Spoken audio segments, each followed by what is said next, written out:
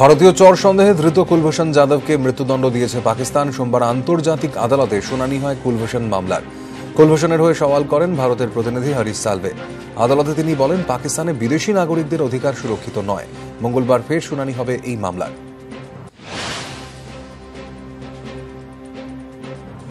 অটুট রইল বিজেপি শিবসেনার জোট। লোকসভা ভোটের আগে বিজেপির সঙ্গে জোট করল শিবসেনা। মাতোশ্রীতে অমিত শাহ এবং উদ্ধব ঠাকরের বৈঠকে এই বিষয়ে সিদ্ধান্ত নেওয়া হয়। সূত্রের খবর, বিজেপি সভাপতি অমিত শাহই আনুষ্ঠানিকভাবে জোটের কথা ঘোষণা করবেন।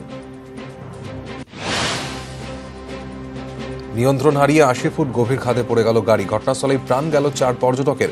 গুরুতর জখম আরও এক। দুর্ঘটনাটি ঘটেছে কর্ণাটকের চিক্কমঙ্গলুরু জেলায়। মৃতরা প্রত্যেকেই দক্ষিণ কানাড়া জেলার বাস্তাওয়ালার বাসিন্দা।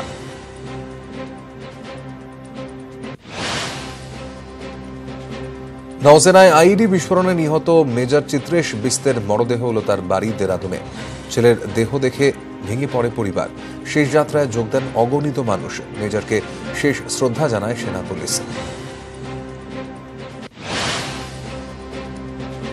পুলওয়ামা নিয়ে মন্তব্যের জের পাঞ্জাব বিধানসভায় নবজোৎ সিং সিধুর বিরুদ্ধে বিক্ষোভ স্লোগান। শিরোমণি আকালি দল এবং বিজেপি বিধায়করা এই বিক্ষোভ এবং স্লোগান দেন।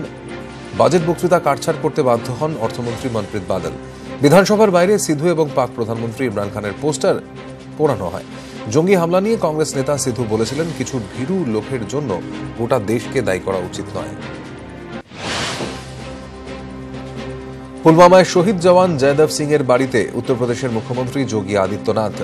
গোন্ডার বাসিন্দা জয়দেব তার পরিবারের পাশে থাকার আশ্বাস যোগীর।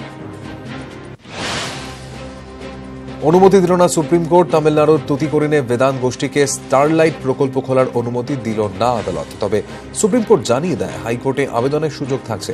গত বছর পরিবেশ দূষণের অভিযোগে বেদান্তের প্রকল্পের বিরোধিতায় বিক্ষোভ দেখান স্থানীয়রা। পুলিশের গুলিতে মৃত্যু হয় ১৩ জনের। এরপর তামিলনাড়ু সরকার রাজ্যের দূষণ নিয়ন্ত্রণ পর্ষদকে প্রকল্প বন্ধ করে দেওয়ার নির্দেশ দেয়। শিক্ষকদের উপর লাঠিচার্জের ঘটনা পাটনা পুলিশের। ৪০ দফা দাবিতে পাটনার গর্দানি ব্যাগে ধর্ণা দেখায় শিক্ষকেরা। বিক্ষোভ হটাতে লাঠিচার্জ করে পাটনা পুলিশ।